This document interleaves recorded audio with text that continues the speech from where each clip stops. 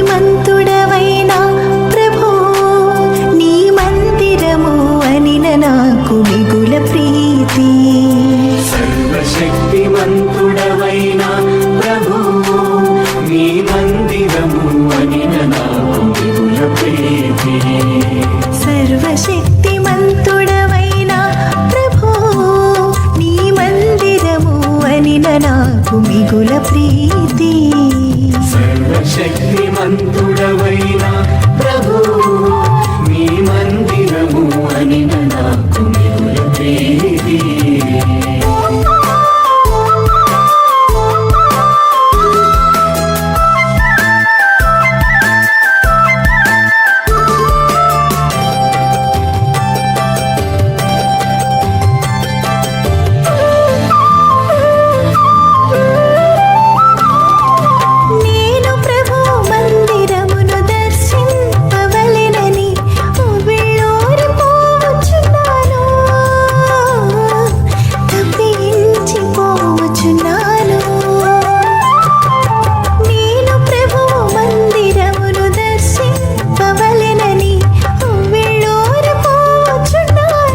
ఈనాటి యొక్క దివ్య బలి పూజలో ప్రత్యేక విధముగా thanksgiving mass for all the blessings showered upon family and for the departed soul of Gade Inareddy and all other souls to rest in peace mass offered by Gade Lucy Rani family members. Mass for Almighty God, for all the blessings and protection upon all family members, friends, relatives, and all humanity from all diseases and viruses, and for peace and harmony in the whole world, especially on Israel, offered by Kenneth Joseph Holt and family members. For God's mercy upon the departed soul of Boga Maria Karun Kumar, Mass offered by Boga Arogyam and family. For the departed souls of Madhimi Velangani Raju and Madhimi Amardeep to rest in peace, Mass offered by Madhimi Annapurna. For God's protection and good health of Manohar Sagar, Amal Sagar and Parvati, and for God's wisdom and bright future of Amal Sagar, Mass offered by Parvati. For the departed soul of Mary Shanti to rest in peace, and for the bright future of her children, Mass offered by Pushpa. For God's blessings upon St. Anne's School, Janagam, Mass offered by Sister Mary. వీటితో పాటుగా మన అవసరములను దేవునికి తెలియచేస్తూ మన బిడ్డలను దీవించమని, మన కన్నీటిని తుడవమని, మన అవసరాలన్నింటినీ కూడా నెరవేర్చమని దేవునికి ప్రార్థన చేద్దాం. ఆర్థిక ఇబ్బందులతో బాధపడుచున్నటువంటి ప్రతి కుటుంబానికి దేవుడు సహాయము చేసి వారిని ఆదరించినట్లుగా, ఉద్యోగములు దయచేయనట్లుగా, కట్టబడుచున్నటువంటి ఇంటికి సహాయమును దేవుడు దయచేయనట్లుగా, మీ బిడ్డల చదువులలో, వారికి ఉద్యోగములలో బంగారు భవిష్యత్తును దేవుడు దయచేయనట్లుగా, సంతానం లేని వారికి సంతానము దయచేయనట్లుగాను ఇక దివ్య బలి పూజలో దేవాది దేవునికి ప్రార్థన చేద్దాం. పితా పుత్ర పవిత్ర ఆత్మ నామమున ఆమేన్. మన ప్రభు అయిన యేసుక్రీస్తు కృప, సర్వేశ్వరుని ప్రేమ, పవిత్ర ఆత్మ సహవాసము మీ అందరితో ఉండునుగాక. మీ ఆత్మతోనూ ఉండునుగాక. ప్రేమైనటువంటి సహోదరి సహోదరులారా, ఈ యొక్క పరమ పవిత్ర విందును యోగ్యరీతిగా కొనియాడు నిమిత్తము మనము చేసినటువంటి పాపములను తప్పిదములను ఒప్పుకుంటూ ప్రభు సన్నిధిలో పాపమన్నింపును క్షమాపణను అడిగి వేడుకుందాం.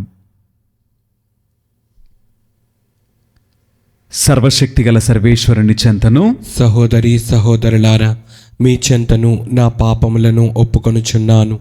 ఏలైనా తలంపు చేతను, వాక్కు చేతను, క్రియల చేతను, అశ్రద్ధ చేతను బహుపాపములు చేసి తిని, ఇది నా తప్పు, ఇది నా తప్పు, ఇది నా గొప్ప తప్పు. అందుచేత నిత్య కన్యక అయిన పరిశుద్ధ మరియమాతను, సకల దూతలను, పునీతులను, సహోదరి సహోదరులారా, మిమ్మును నా కొరకు మన ప్రభు అయిన సర్వేశ్వరుని ప్రార్థింపవలయునని బ్రతిమాలు కొనుచున్నాను. సర్వశక్తిగల సర్వేశ్వరుడు మనకు దయచూపి మన పాపములను మన్నించి మనలను నిత్య జీవితమునకు చేర్చుదురుగాక. ఆమేన్. ప్రభువా దయచూపుము. ప్రభువా దయచూపుము. క్రీస్తువా దయచూపుము. క్రీస్తువా దయచూపుము. ప్రభువా దయచూపుము. ప్రభువా దయచూపుము. ప్రార్థించదము. ఓ సర్వేశ్వరా, నీ కుమారుని తల్లిని మాకు తల్లిగాను రాజ్ఞిగాను దయచేసితివి. మహిమాన్వితురాలైన ఆ మాత ప్రార్థనల సహాయమున నీ పునీతుల కొరకు సిద్ధపరిచి ఉంచిన మహిమను మేము పొందు భాగ్యమును ప్రసాదింపుము. మీతోను పవిత్రాత్మతోను కలిసి యుగయుగములు జీవించుచు పరిపాలించడు మా ప్రభును మీ కుమారుడినైన యేసుక్రీస్తు ద్వారా ఈ మనవి చేయుచున్నాము. ఆమేన్.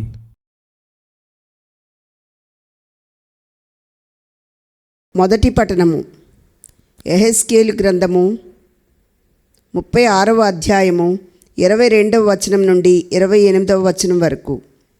నీవు ఇజ్రాయేలీయులతో యావే ప్రభుడవైన నా పలుకుగా ఇట్లు చెప్పుము. నేను మిమ్ము చూచి కాదు గాని నా దివ్యనామమును చూచి పనికి పూనుకొందును. మీరు పోయిన దేశములందెల్లా దానికి అవమానము తెచ్చితిరి. మీరు జాతుల మధ్య నా నామమునకు అపకీర్తి తెచ్చితిరి గదా. నేను జాతుల మధ్య నా మహానామమును పావిత్ర్యమును వెల్లడి చేయుదును. అప్పుడు నేను ప్రభుడనని గుర్తించును. ఇది ప్రభుడైన నా వాక్కు. నేను మీ ద్వారానే జాతులకు నేను పవిత్రుడనని తెలియజేసుకొందును. ప్రతి జాతి నుండి నేను మిమ్ము ప్రోగు చేసి మీ దేశమునకు కొని వత్తును. నేను మీపై శుభ్రమైన జలములు చల్లి మీ విగ్రహముల నుండి మీ మాలిన్యము నుండి మిమ్ము శుద్ధి చేయుదును. మీకు నూతన హృదయమును దయచేయుదును. నూతన ఆత్మను మీలో ఉంచెదను. మీ నుండి రాతి గుండెను తొలగించి మీకు మాంసపు గుండెను దయచేయుదును. నా ఆత్మను మీలో ఉంచి మీరు నా చట్టములను అనుసరించినట్లు నా విధులను పాటించినట్లు చేయుదును. అప్పుడు మీరు నేను మీ పితరులకిచ్చిన నేలపై వసింతురు. మీరు నా ప్రజలగుదురు. నేను మీకు దేవుడనగుదును. ఇది ఏలిన వారి వాక్కు. సర్వేశ్వరునికి వందనములు.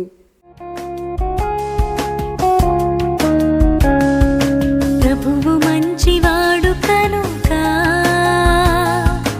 అతనికి వందనములు అర్పింపుడు. అతని ప్రేమ కలకాలము ఉండును. ప్రభువు మంచివాడు కనుక అతనికి వందనములు అర్పింపుడు.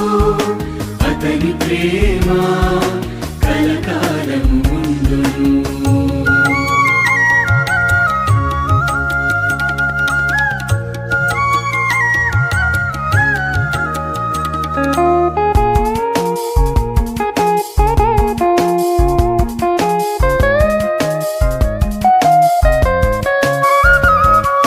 దేవాది దేవునికి వందనములు అర్పింపుడు.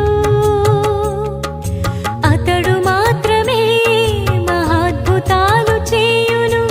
అతని ప్రేమ కలకాలము ఉండును. ప్రభువు మంచివాడు కనుక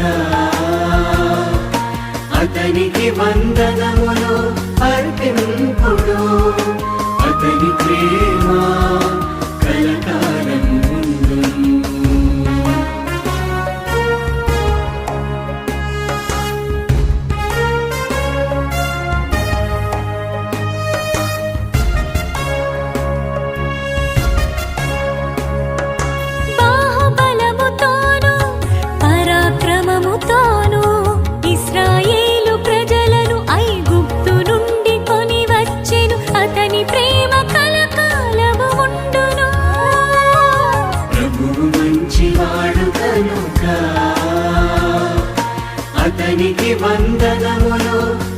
అర్పింపుడు అతని ప్రేమ కలకాలం ఉండును.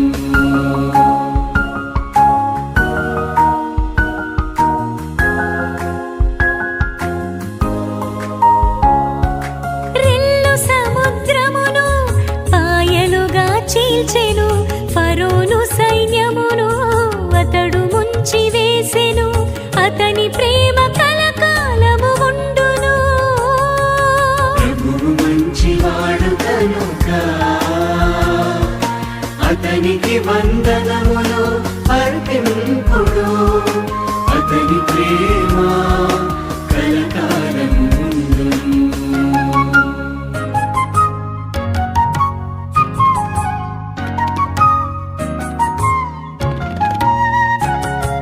ఎడారి గుండ తన ప్రజలను తోడ్కొని పోయెను, సుప్రసిద్ధ ప్రభువులను నాశము చేసెను, అతని ప్రేమ కలకాలము ఉండును.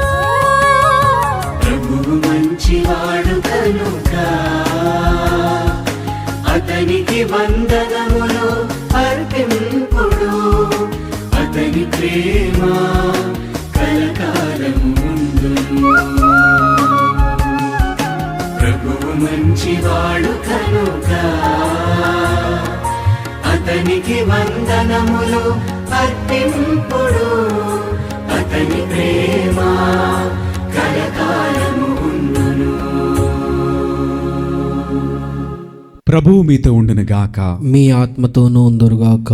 పునీత మత్తయ్య గారు రాసిన సువిశేషంలోని భాగము ప్రభువా మీకు మహిమ కలుగునుగాక. 22వ అధ్యాయము పరిశుద్ధ వచనములు 1 నుండి 14 వరకు వాక్యము. మత్తయి సువార్త 22వ అధ్యాయము పరిశుద్ధ వచనములు 1 నుండి 14 వరకు వాక్యము. యేసు ప్రజలకు మరలా ఉపమాన రీతిగా ప్రసంగింప ఆరంభించెను. పరలోక రాజ్యము ఇట్లున్నది. ఒక రాజు పెండ్లికి విందును సిద్ధపరచి ఆహ్వానింపబడిన వారిని విందుకు బయలుదేరి రండు అని చెప్పుటకు తన సేవకులను పంపెను. కాని వారు వచ్చుటకు నిరాకరించిరి. అందుచే అతడు, ఇదిగో నా విందు సిద్ధపరపబడినది, ఎద్దులను క్రొవ్విన దూడలను వధింపబడినవి, అంతయు సిద్ధముగా ఉన్నది, కనుక విందుకు రండు అని మరి ఒక మారు వారితో చెప్పుడని మరికొందరు సేవకులను పంపెను. కాని పిలువబడిన వారు దానిని లక్ష్యపెట్టక తమ తమ పనులకు పోయిరి. ఒకడు తన పొలమునకు, మరి ఒకడు తన వ్యాపారమునకును వెళ్ళెను. తక్కినవారు అతని సేవకులను పట్టుకొని కొట్టి చంపిరి. అప్పుడు ఆ ప్రభువు మండిపడి తన సైన్యమును పంపి ఆ హంతలను హతమార్చి వారి పట్టణమును తగులబెట్టించెను. అంతటా తన సేవకులను పిలిచి, నా విందు సిద్ధముగా ఉన్నది, కాని నేను ఆహ్వానించిన వారు దానికి యోగ్యులు కారు. ఇప్పుడు మీరు రాజమార్గములకు పోయి కనపడిన వారినందరినీ పిలుచుకొని రండు అని పంపెను. ఆ సేవకులు పురవీధులలోనికి వెళ్ళి మంచి చెడు భేదము లేక తమ కంటబడిన వారినందరూ తీసుకుని వచ్చిరి. ఆ కళ్యాణ మండపము ప్రజలతో నిండెను. అతిథులను చూచుటకు రాజు లోనికి వెళ్ళి వివాహ వస్త్రము లేనివానిని ఒకనిని చూచి, మిత్రమా, వివాహ వస్త్రము లేక నీవిచ్చటికి ఎట్లు వచ్చితివి అని అతనిని ప్రశ్నించెను. అందుకు అతడు మౌనము వహించియుండెను. అప్పుడు ఆ రాజు తన సేవకులతో, ఇతనిని కాలుసేతులు కట్టి వెలుపనున్న చీకటిలో త్రోసివేయుడు, అచట జనులు విలపించుచు పండ్లు కొరుకుకొందురు అనెను. పిలువబడిన వారు అనేకులు, కాని ఎన్నుకొనబడిన వారు కొందరే అని పలికెను. ఇది క్రీస్తుని సువిశేషము. క్రీస్తువా మీకు స్తుతి కలుగునుగాక. Praise the Lord, praise the Lord, praise the Lord, praise the Lord. Hallelujah, hallelujah, hallelujah, hallelujah, hallelujah. Hallelujah. దేవునికి మహిమ కలుగునుగాక.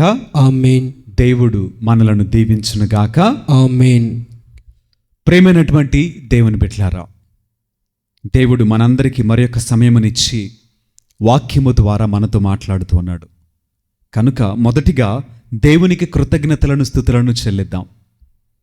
మన యందు ప్రేమ కలిగినటువంటి దేవుడు మనతో ప్రతి దినము మాట్లాడుచు మనలను బాగు చేయాలని, మనలను బలపరచాలని, మనలను సిద్ధపరచాలని దేవుడు ఎంతో ఆశ కలిగి ఉన్నాడు అనుటకు ఈనాటి వాక్యము నిదర్శనము. చదవబడినటువంటి ఈ వాక్యము పెండ్లి విందు ఆహ్వానింపబడిన వారు. ఈ వాక్యమును మనం ఒకసారి ఆలోచించేద్దాం. ఇక్కడ చెప్పబడినట్లుగా విందు సిద్ధముగా ఉన్నది కనుక ఆహ్వానింపబడిన వారందరూ కూడా విందుకు రండి అని విందును సిద్ధపరిచినటువంటి యజమానుడు, ఆ రాజు తన సేవకులను పంపించి వారిని పిలవటానికి సిద్ధపడ్డాడు. సిద్ధపడినప్పుడు వాళ్ళు అనేక విధములుగా జవాబులు చెప్పారు, తిరస్కరించారు. ఒకరు అంటున్నారు కదా, నేను వ్యాపారము నిమిత్తము వెళ్ళాలి అని ఒకరు చెప్పారు. మరొకరు ఏమన్నారు, నేను పొలము పనికి వెళ్ళాలని మరొకరు అన్నారు. లూకాసు వార్తలో ఇదే వాక్యము అక్కడ చెప్పబడుతుంది కదా, ఒక మనుషుడు అంటున్నాడు, నేను ఇప్పుడే వివాహం చేసుకున్నా అని ఒక్కొక్కరు ఒక్కొక్క విధమైనటువంటి కారణాలు చెప్పి తప్పించుకోవటానికి, తిరస్కరించడానికి ప్రయత్నం చేస్తున్నారు. ఇక చివరిగా ఆ రాజు ఏం చేశాడు అనంటే, కనిపించిన ప్రతి ఒక్కరిని కూడా తీసుకువచ్చేయండి అని చెప్పారు. విందులో ఒక వ్యక్తి మాత్రమే వివాహపు వస్త్రము లేకుండా కనిపించాడు. కనిపించినటువంటి ఆ వ్యక్తిని రాజు ఏ విధముగా శిక్షించాడు అనేటువంటి వాక్యము. మొదటిగా పెండ్లి విందు గురించి మాట్లాడుకుందాం. ఇప్పుడు రీసెంట్గా ఒక వివాహం జరిగింది, గొప్ప వివాహము. ఎవరిదండి? ప్రపంచమంతా మాట్లాడుకున్నటువంటి వివాహము. ఎవరి వివాహము? ముఖేష్ అంబానీ కొడుకుది. అబ్సల్యూట్గా ముఖేష్ అంబానీ కుమారుడి వివాహము. ఎంత గొప్పగా జరిగింది అని అంటే, ప్రపంచంలో ఉన్నటువంటి దిగ్గజ వ్యాపారులను పిలిపించారు ఒకటి, చాలామంది ప్రముఖులను పిలిచారు రెండు, అధికారులను, అధినేతలను, అనేక మందిని పిలిచారు. వీరిలో కొంతమంది సెలబ్రిటీస్, ప్రత్యేకంగా సినిమా సంబంధించినటువంటి హీరో హీరోయిన్స్ అందరిని కూడా వివాహాన్ని పిలిచారు. ఈ పిలిచినటువంటి విధానంలో పిలువబడిన వారికి వీళ్ళు ఏం చేశారంటే, ప్రత్యేకమైనటువంటి కానుకలు ఇచ్చారు, గిఫ్ట్స్ ఇచ్చారు, వాల్యుబుల్ గిఫ్ట్స్ ఇచ్చారు. అంబానీ కుమారుడైతే వాచెస్ని గిఫ్ట్ ఇచ్చాడు. ఒక్కొక్క watch cost I think 70 crores అనుకుంటా, ఒక వాచ్ కాస్ట్. అట్లాగా కొన్ని వాచెస్ని తనకు దగ్గరగా ఉన్న వాళ్ళకి గిఫ్ట్స్ ఇచ్చేశాడు. ఇది ఒక విధానం అయితే, అక్కడ ఫుడ్ అరేంజ్మెంట్స్ ఎలా ఉన్నాయంటే, వారు తినేటువంటి విధంగా south Indian style, north Indian style, ఇట్లాగా వారు తినేటువంటి విధమైనటువంటి ఆహారాన్ని ప్రిపేర్ చేసి ఒక 4 different స్టాల్స్ ఏర్పాటు చేసి, అక్కడ వాళ్ళకి మళ్ళీ ఒక రిబ్బన్ కలర్ తగ్గట్టుగా ఎక్కడికి వెళ్ళాలి అనేటువంటి ఒక విధానంలో గైడ్ చేయబడి, ఎంతో అంగరంగ వైభవముగా, అంటే ప్రపంచమంతా కూడా ఈ వివాహమును గురించి మాట్లాడుకోవటాన్ని ఒక ప్రత్యేక విధంగా ఏర్పాటు చేశారు. అన్ని 100 కోట్ల రూపాయలని ఖర్చు చేశారు వివాహము నిమిత్తము. సరే, మాట్లాడుకుందాం. పెళ్ళికి వెళ్ళారు, ఘనంగా కనిపించారు, మంచి ఫుడ్ తిన్నారు. ఈ ఫుడ్ అంతా ఏమైపోయింది? మరుసటి రోజుకి వ్యర్థముగా మార్చబడింది. అంతే కదా? చెప్పుకున్నారు వెరీ గుడ్, కానీ ఎంతసేపు అనంటే కొంతసేపే, కొన్ని రోజులే. అందరూ మాట్లాడుకుంటున్నారు రైట్ నౌ. ఒక నెల తర్వాత, ఒక సంవత్సరం తర్వాత జరిగిందిలే అంటారు, కానీ ఇప్పుడు మాట్లాడుకున్నంత గొప్పగా ఎవరైతే మాట్లాడుకోరు కదా. ఎంత గొప్ప ఆహారం తిన్నా ఎంత తింటాడండి? గొప్పెడు. అంటే మన కడుపు ఎంత ఉందండి? జానెడు పొట్ట. ఇది జానెడు పొట్టకి 100 ఐటమ్స్ కావాలా?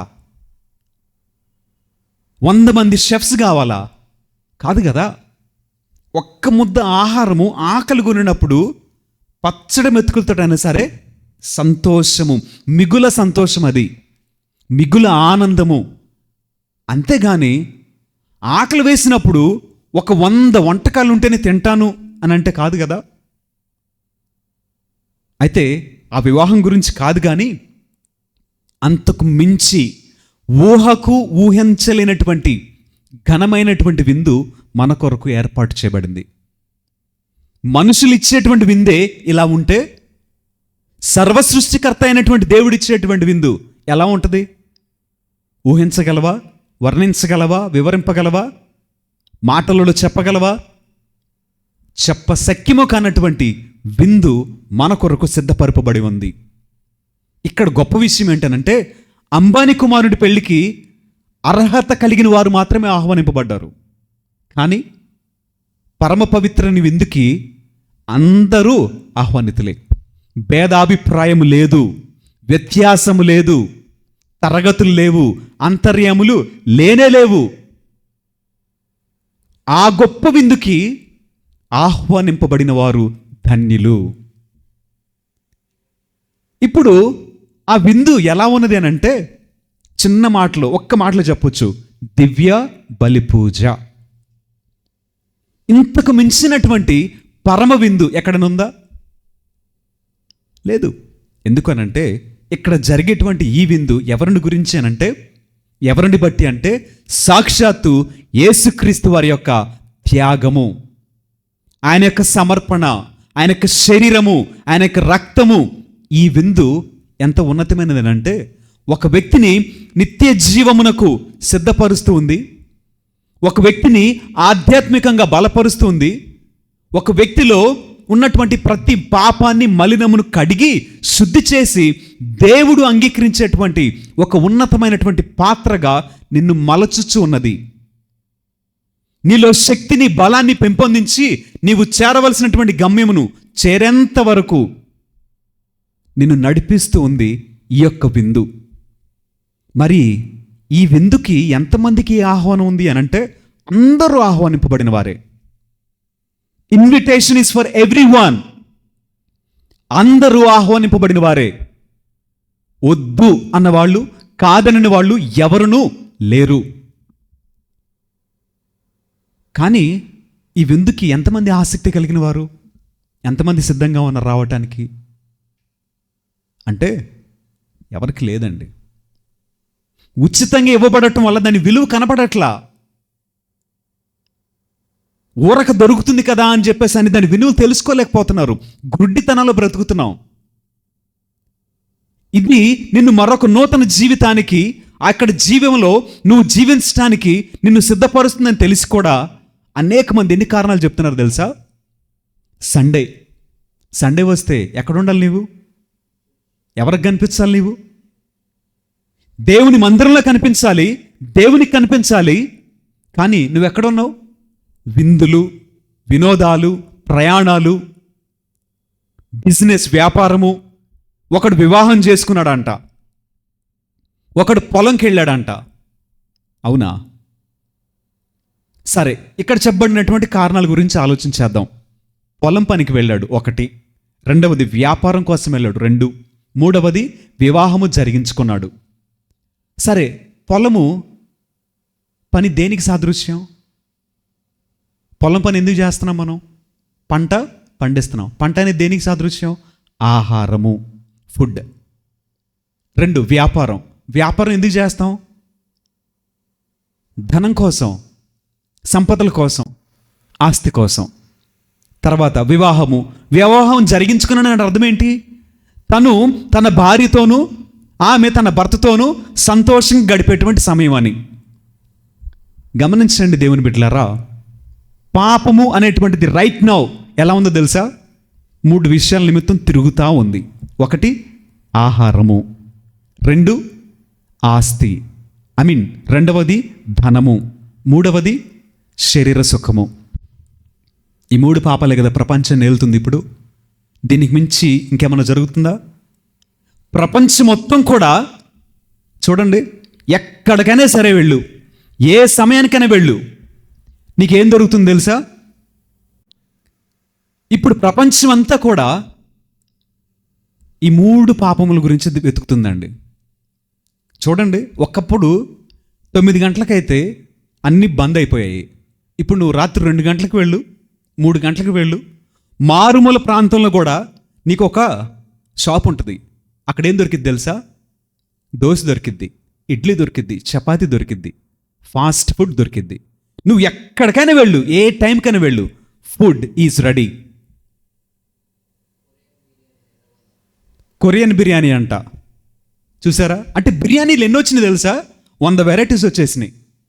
ఫుడ్ ఏ టైం అయినా సరే, any time food is ready. ఒక మనిషి ఆహారం కోసం పరిగెత్తుతున్నాడు. కానీ నీవు ఆహారం కొరకు కాదు అని వాక్యం చెప్తుంది కదా. మొదటిది ఆహారము, 2 ధనము. వ్యాపారం ఎందుకు చేస్తున్నారండి? ధనం కోసమే కదా. నిన్నటి రోజు చెప్పుకున్నటువంటి వాక్యము, ఒంటే సూది బెజ్జంలో దూరిపోవటము అసాధ్యము, అదైనా జరిగిద్దేమో కానీ ధనవంతుడు పరలోక రాజ్యమును ప్రవేశించుట కష్టతరము అని దేవుడు డిక్లరేషన్ ఇచ్చాడు. ఇక్కడ ఈ మాటలో యేసుక్రీస్తు వారు చెప్తున్నారు కదా, ధనవంతుడు పరలోక రాజ్యము ప్రవేశించుట కష్టతరము అని చెప్పాడు. కానీ ప్రపంచం అంతా దేని వెనక వెళుతుంది? ధనం వెనకే. అవినీతి జరుగుతుంది, అక్రమం జరుగుతుంది, దౌర్జన్యం జరుగుతుంది, తరతరముల వరకు దాచిపెట్టుకోవటం జరుగుతుంది. ఇది 2. 3వది శరీర పాపము, శరీర సుఖము. ఎంతమంది యవ్వనస్తులు, సరే యవ్వన ప్రాయం అనుకుందాం, ఇప్పుడు వయస్సు తేడా ఉందండి, వయసు అంతరం కూడా కనపట్లా. ఎక్కడ పడితే అక్కడ, ఎలా పడితే అలా శరీరాన్ని తృప్తిపరచటంలో ఇప్పుడు జరిగేటువంటిది ఎలా ఉంది అంటే తారతమ్యాలు కూడా తెలియట్లేదండి. వావి వరసలు కూడా తెలియనటువంటి పరిస్థితుల్లో ఇప్పుడు సమాజం ప్రత్యేకంగా శరీర సంబంధమైనటువంటి పాపము జరిగించుతూనే ఉన్నారు.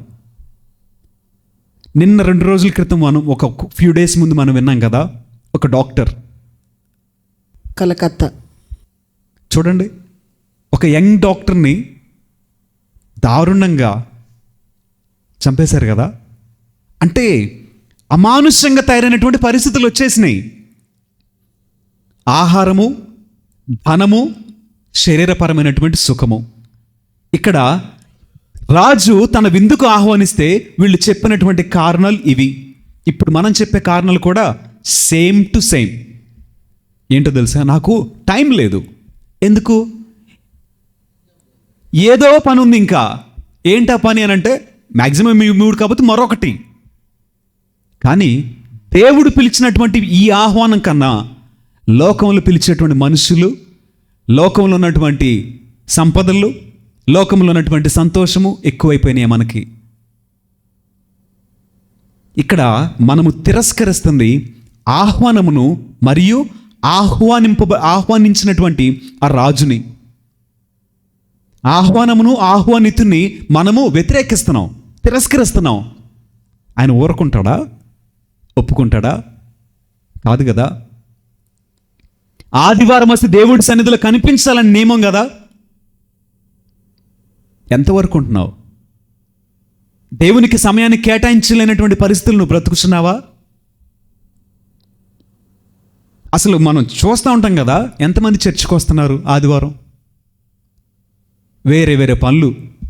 పిల్లలైతే క్రికెట్ ఆదివారం వస్తే, కొంతమంది సినిమాలకి, కొంతమంది పార్టీలకి, మరి కొంతమంది పనికి. ఒకప్పుడు పనులకు వెళ్ళేవాళ్ళు కదా ఆదివారం, కానీ ఇప్పుడు ఆదివారం కూడా పనికి వెళ్ళిపోతున్నారు. ఎందుకంటే ఆదివారం డబల్ వస్తాయి. నిన్నటి వరకు 500 వస్తే ఆదివారం వస్తే ప్రత్యేకంగా 1000 రూపాయలు. 1000 రూపాయలు ఎందుకు బాగొట్టుకోవాలి? వెళ్ళిపోదాం పనికి. ఆ దేవుడేగా అర్థం చేసుకుంటాడు అనుకుంటున్నావా? వాక్యం చెప్తుంది కదా, తన సేవకులను పంపించి ఆ పట్టణములన్నింటినీ కూడా తగులబెట్టించాడంట, నాశనం చేశాడంట. అంటే ఆహ్వానింపబడినప్పుడు ఆహ్వానమును అందుకున్నావు నీవు, ఆహ్వానమును, ఆహ్వానితుని నీవు లక్ష్య పెట్టకపోతే ఊరుకుంటాడా? రాజు కోపం వచ్చేసింది. ఇప్పుడేం చేస్తున్నాడు అని అంటే భేదము లేకుండా, తారతమ్యము లేకుండా నీకు కనిపించిన ప్రతి ఒక్కరిని కూడా తీసుకువచ్చేయండి, ఎందుకంటే విందు సిద్ధముగా ఉన్నది. ఆహ్వానింపబడిన వారు తిరస్కరించుకున్నారు, కానీ ఇప్పుడు ఆహ్వానం లేనటువంటి వారు విందులో పాల్గొంటున్నారు. నువ్వు చెప్పుకుంటావు కదా, మా తాత, ఆ తాత, ముత్తాతల నుంచి మేము క్రైస్తవులం, కథోలిక విశ్వాసులం. ఓకే, అంటే నీకెవరైనా రాసిచ్చారా పరలోక రాజ్యం నీకుందని? గొప్ప చెప్పుకుంటే ప్రయోజనం లేదండి.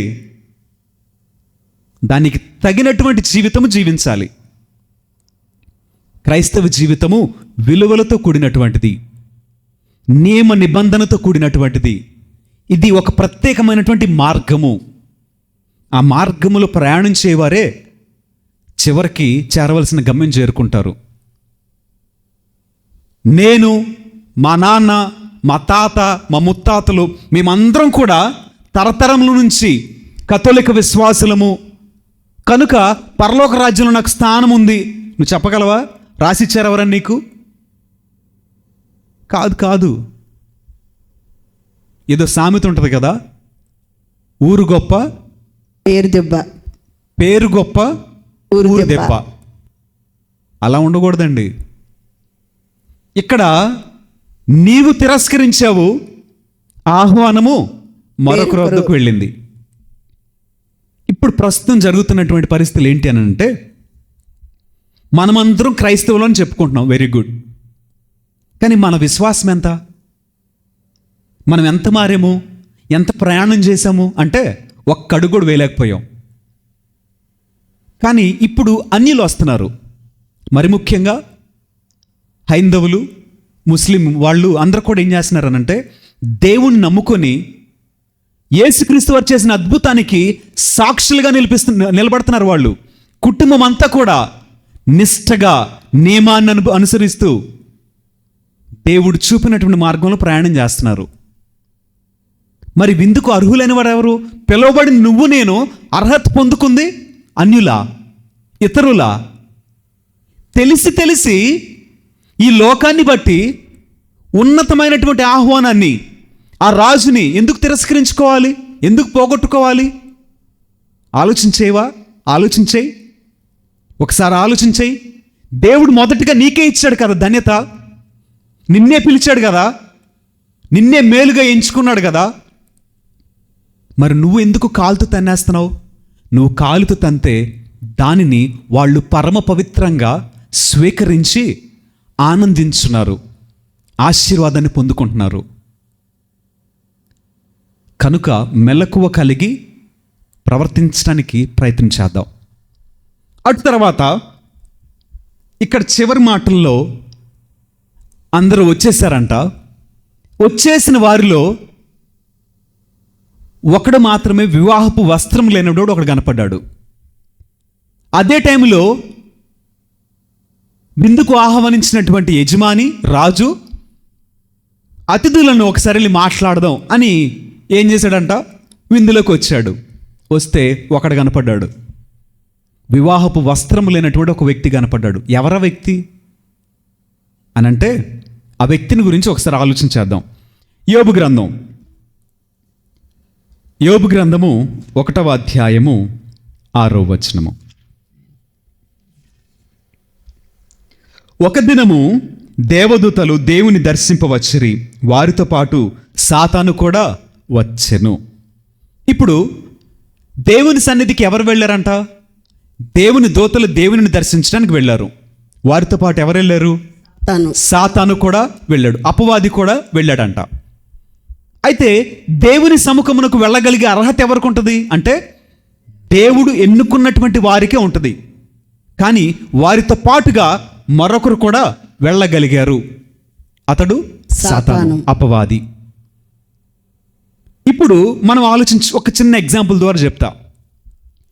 కాపరి ఉన్నాడు, తన గొర్రెలను కాయటానికి ఒక వ్యక్తిని పనికి పెట్టుకున్నాడు అనుకుందాం.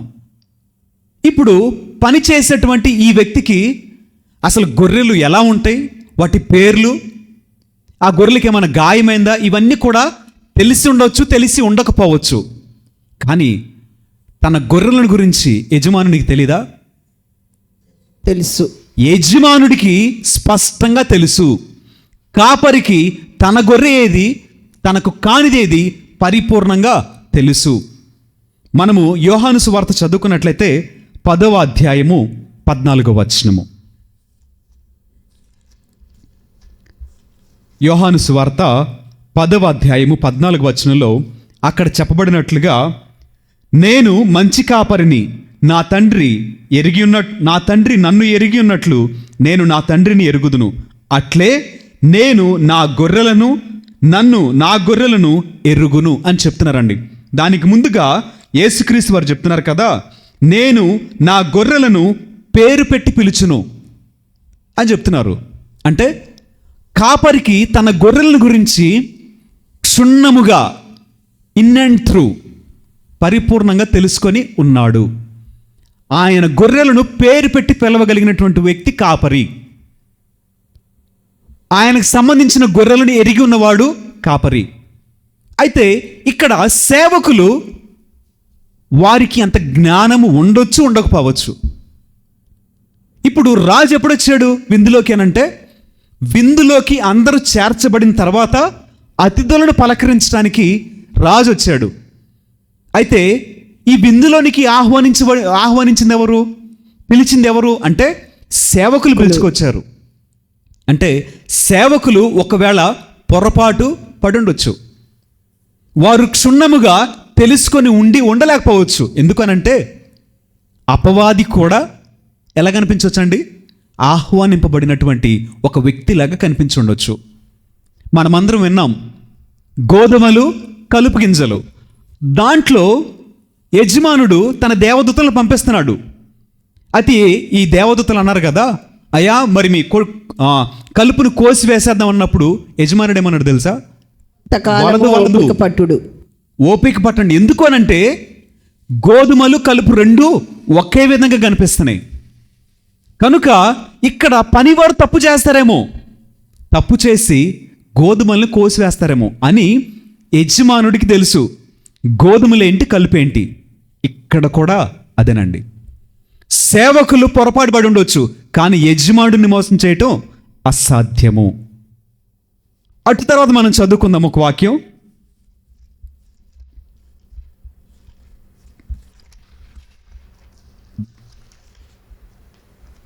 రెవల్యూషన్ గ్రంథము, దర్శన గ్రంథము 20వ అధ్యాయము 10వ వచనము.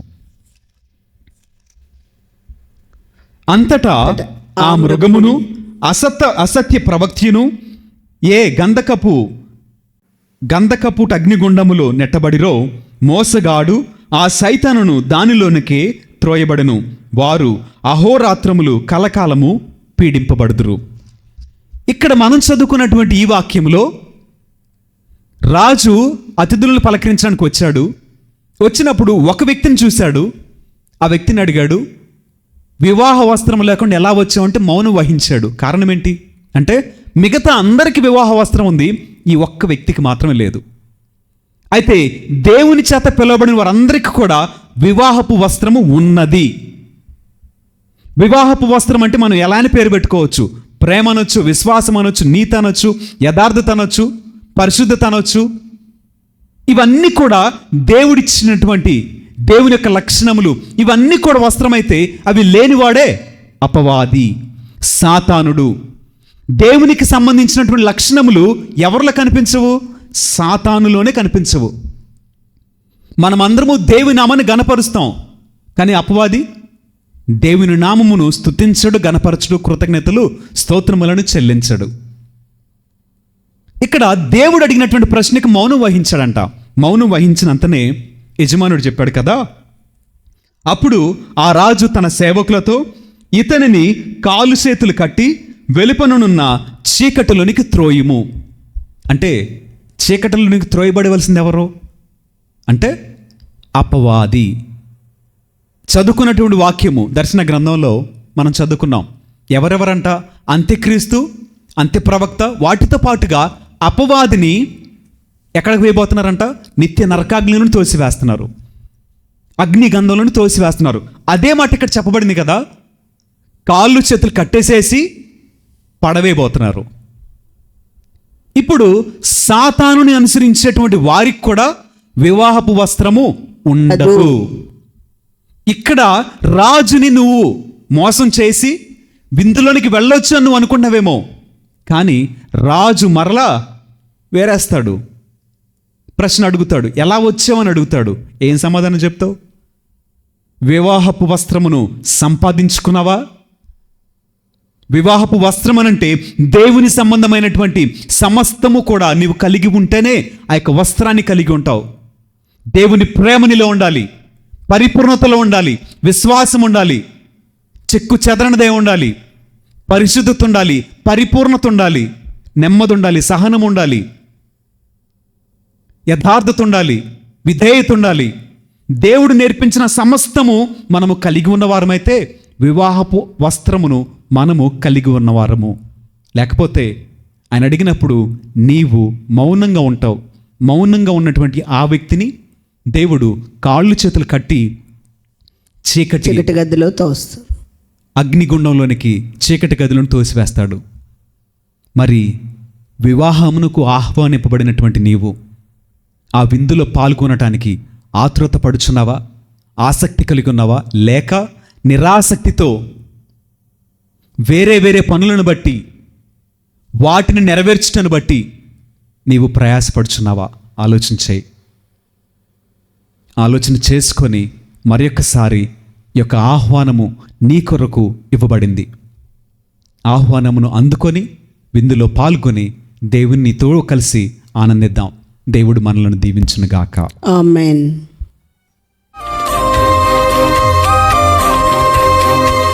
నిరాకర రూపా నిరాధారణ చేయక నీ సుతుని ఇలలు సాకార రూపు జూచి నిరాకర రూపా నిరాధారణ చేయక నీ సుతుని ఇలలు సాకార రూపు జూచి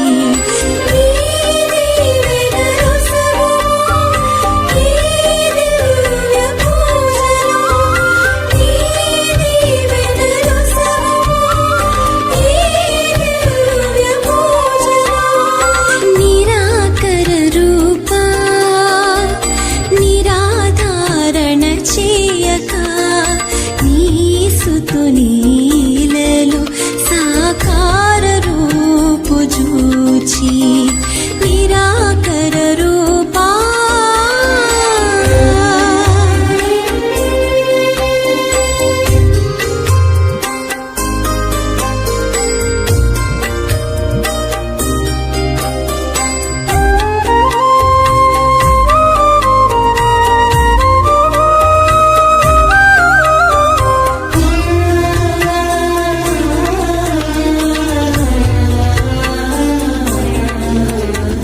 మృక్కై తొడిగి పువ్వై విరిసి అర్పించన పరిమళం పట్టుగా మారి విరసము తెచ్చి సహోదరి సహోదరులారా, నేనును మీరు అర్పించిన ఈ బలి సర్వశక్తిగల పిత అయిన సర్వేశ్వరునికి అంగీకారమగునట్టులా ప్రార్థింపుము. ప్రభు తన నామస్తుతి మహిమల కొరకును మన ప్రయోజనము కొరకును తన పవిత్ర శ్రీ సభ ప్రయోజనము కొరకును మీ కరముల ద్వారా ఈ బలిని స్వీకరించునుగాక.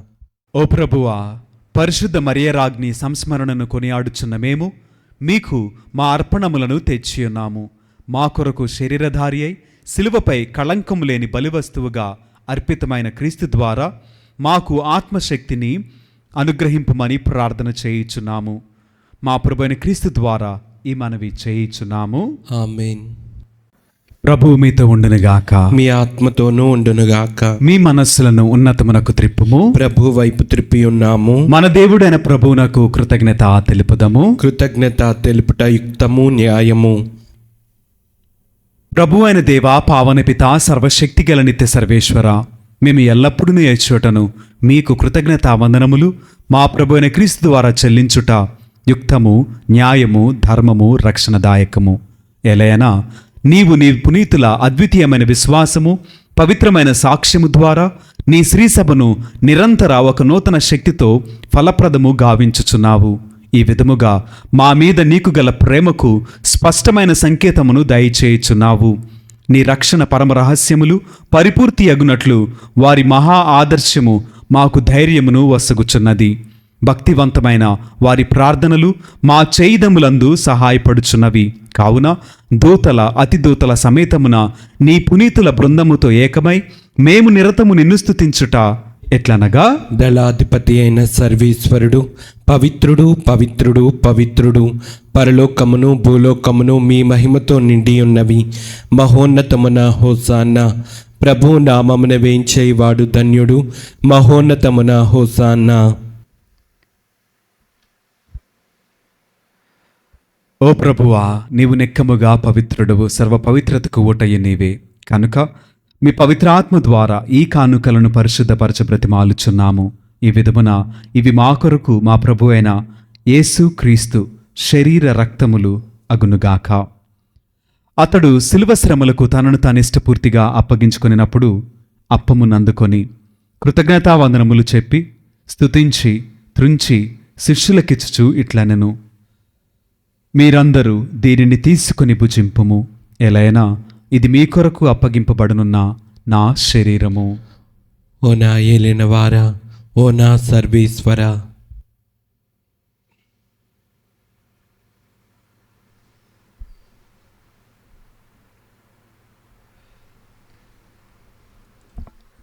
ఆ విధముగననే భోజనానంతరము పాత్రమునందుకొని మరలా మీకు కృతజ్ఞతావందనములు చెప్పి స్తుతించి శిష్యులకిచ్చుచు ఇట్లనెను, మీరందరూ దీనిని తీసుకొని దీని నుండి పానము చేయుము.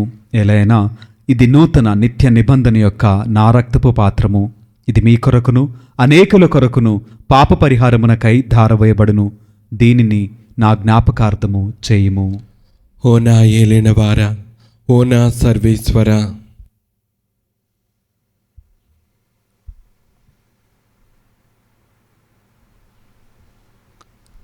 ఇది విశ్వాస రహస్యము. ప్రభువా, మేము నీ మరణం ప్రకటించెదము, మీ ఉత్థానమును చాటెదము, మీరు మరలా వచ్చే వరకు వేచి ఉందుము. కనుక తండ్రి, క్రీస్తు మరణమును ఉత్థానమును స్మరించుచు జీవమునొసుగు ఈ అప్పమును రక్షణ పాత్రమును మీకు సమర్పించున్నాము. మీ సముఖమును నిలిచి మీకు పరిచర్య చేయుటకు మమ్ము పాత్రులుగా చేసినందుకు మీకు వందనములు తెలుపుచున్నాము. క్రీస్తు శరీర రక్తములందు పాలువరమగు మమ్ము పవిత్రాత్మ ద్వారా ఐక్యపరచమని బ్రతిమాలుచున్నాము. ఓ ప్రభువా, ప్రపంచమందంట వ్యాపించి ఉన్న మీ శ్రీ సభను జ్ఞాపకముంచుకొనుము. మా ఫ్రాన్సిస్ జగద్గురువును, మా జయరావు పీఠాధిపతిని, గురువులందరితో పాటు మమ్మును మీ ప్రేమయందు పరిపూర్ణలను చేయుము. ఉత్థానమగుదుమైన నమ్మికతో చనిపోయిన మా సహోదరి సహోదరులను, మీ కనికరమందు చనిపోయిన వారిని అందరినీ జ్ఞాపకముంచుకొనుము. వారిని మీ దివ్య ప్రకాశములోనికి చేర్చుకొనుము. మా అందరిపై దయచూపి దేవుని కన్యతల్లిగు మరేమాతతోనూ, పునీత అపోస్తలులతోనూ, పునీత 10వ భక్తినాథునితోనూ, ఆది నుండి మీకు సేవ చేసిన పుణ్యాత్ములందరితోనూ మాకు నిత్య జీవితముల భాగమును దయచేయము. అప్పుడు వారితో కలిసి మేము మీ కుమారుడగు యేసుక్రీస్తు ద్వారా మిమ్మల్ని స్తుతించి మహిమపరచెదము. క్రీస్తు ద్వారా, క్రీస్తుతో, క్రీస్తునందు సర్వశక్తి గల పితైన సర్వేశ్వర, పవిత్రాత్మతో ఏకమైండు మీకు యుగయుగములు గౌరవ మహిమలు కలుగునుగాక. ఆమేన్. మరొకసారి మన ప్రతి అవసరాన్ని దేవునికి తెలియచేస్తూ విశ్వాసముతోను భక్తితోనూ ప్రార్థన చేద్దాం. మన కన్నీరు తొడవబడాలని, మన ప్రార్థన ఆలకింపబడాలని, మనమందరము శాంతితోనూ సమాధానముతోనూ ఆయురారోగ్యములతోనూ బ్రతుకున్నట్లుగా విశ్వాసములు బలపడి దేవుని సన్నిధిలో నిరంతరము సంతసించినట్లుగా మన కన్నీరు తొడవబడాలి. మన బిడ్డలకు ఉద్యోగాలు రావాలి. సంతానము లేని వారికి సంతానము కలగబడాలి. ఆర్థిక ఇబ్బందులున్న వారందరికీ కూడా దేవుని సహాయము లభించాలి. ఇంకా వేరే వేరే వ్యసనముల నిమిత్తము, బలహీనతల నిమిత్తము విడుదల కొరకు ప్రార్థన చేయుచుండగా దేవుడు వారికి తోడే నడిపించినట్లుగా ప్రార్థన చేద్దాం. పరలోకమందుండు మా యొక్క తండ్రి, మీ నామం పూజింపబడునుగాక, మీ రాజ్యం వచ్చునుగాక, మీ చిత్తము పరలోకమందు నెరవేరినట్లు భూలోకమందును నెరవేరునుగాక. నానాటికి కావలసిన మా అన్నము మాకు నేటికివ్వండి. మా యొద్ద అప్పబడిన వారిని మేము మన్నించినట్లు మా అప్పులను మీరు మన్నించండి. మమ్ము శోధన యందు ప్రవేశింపనివ్వక కీడుల నుండి మమ్ము రక్షింపండి. ప్రభువా, అన్ని కీడుల నుండి మమ్ము రక్షింపుము. మా ఈ రోజులలో మాకు శాంతిని ప్రసాదింపుము. మీ దయానుగ్రహము వలన పాపము నుండి మమ్ము విముక్తులను చేసి అన్ని కలతల నుండి సర్వదా కాపాడుము. మేము మోక్షానందమును మా రక్షకుడైన యేసుక్రీస్తు ఆగమమును నిరీక్షించుచుందుము. ఏలైనా నిరంతరము మీదే రాజ్యము, మీదే అధికారము, మీదే మహిమ. శాంతిని మీకు అనుగ్రహించుచున్నాను, నా శాంతిని మీకు ఇచ్చుచున్నాను అని మీ అపోస్తలులతో వచించిన ప్రభు అయిన యేసువా, మా పాపములను లెక్కింపక మీ శ్రీసభ విశ్వాసమును వీక్షింపుము. మీ చిత్తము ప్రకారము మీ సభకు శాంతిని ఐక్యమును అనుగ్రహింపుము. యుగయుగములు జీవించుచు పరిపాలించు ప్రభువా. ఆమేన్. ప్రభుని యొక్క శాంతి సమాధానములు ఎల్లప్పుడూ మీ అందరితో ఉండునుగాక. మీ ఆత్మతోనూ ఉండునుగాక. ఒకరికొకరు సమాధానమును తెలుపుకొందము.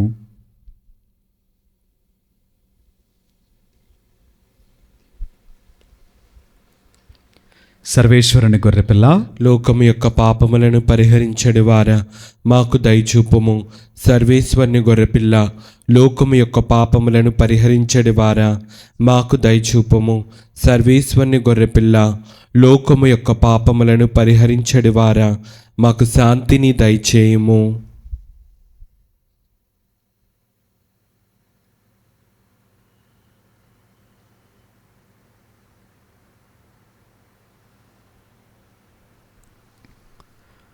ఇదిగో సర్వేశ్వరుని దివ్య గొర్రెపిల్ల, ఇదిగో లోకం యొక్క పాపములను పరిహరించిన యేసుక్రీస్తు ప్రభువు. ఈ పరమ పవిత్ర విందుకు యోగ్యులముగా పిలువబడే మనమందరము ధన్యులము. ప్రభువా, నీవు నా ఇంట ప్రవేశించుటకు నేను పాత్రుడను కాను, కానీ నీ ఒక్క మాట పలికిన నా ఆత్మ స్వస్థత పొందును. సన్నిధికి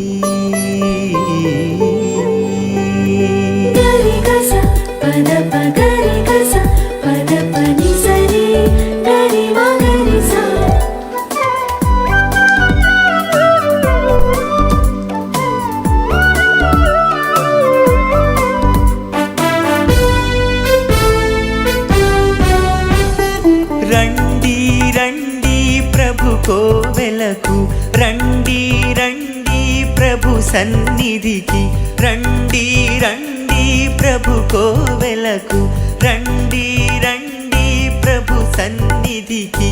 ప్రశాంతమౌ ప్రభు ఆలయమందు సేదను తీరగ పాల్గొనరండి. ప్రశాంతమౌ ప్రభు ఆలయమందు సేదను తీరగ పాల్గొనరండి.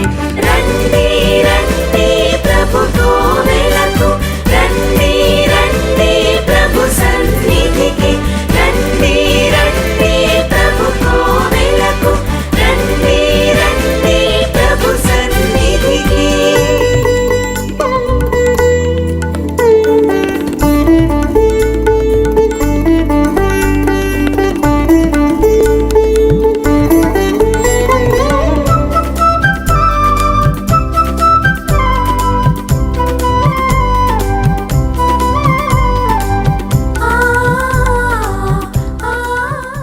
ప్రార్థించదము.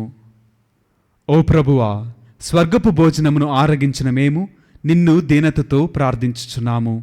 పరిశుద్ధ మరియ రాజ్ఞి సంస్మరణను భక్తితో కొనియాడుచున్న మేము ఒకనాడు నీ శాశ్వత విందులో భాగస్థులమగునట్లు కరుణింపుము. మా ప్రభువైన క్రీస్తు ద్వారా ఈ మనవి చేయుచున్నాము. ఆమేన్. ప్రభువు మీతో ఉందిరుగాక. మీ ఆత్మతోనూ ఉండునుగాక. సర్వశక్తి గల సర్వేశ్వరుడు పితా, పుత్ర, పవిత్ర ఆత్మ సదాకాలము మనలను దీవించి ఆశీర్వదించి కాపాడుదురుగాక. ఆమేన్. పూజ సమాప్తమైనది.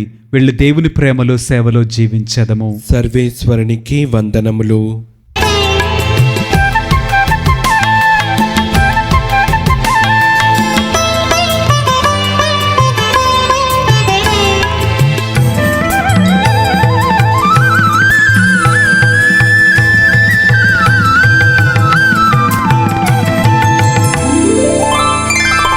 సన్నిధి చేరి ఆరాధించగా, సాయము కోరి ప్రార్థించగా, సన్నిధి చేరి ఆరాధించగా,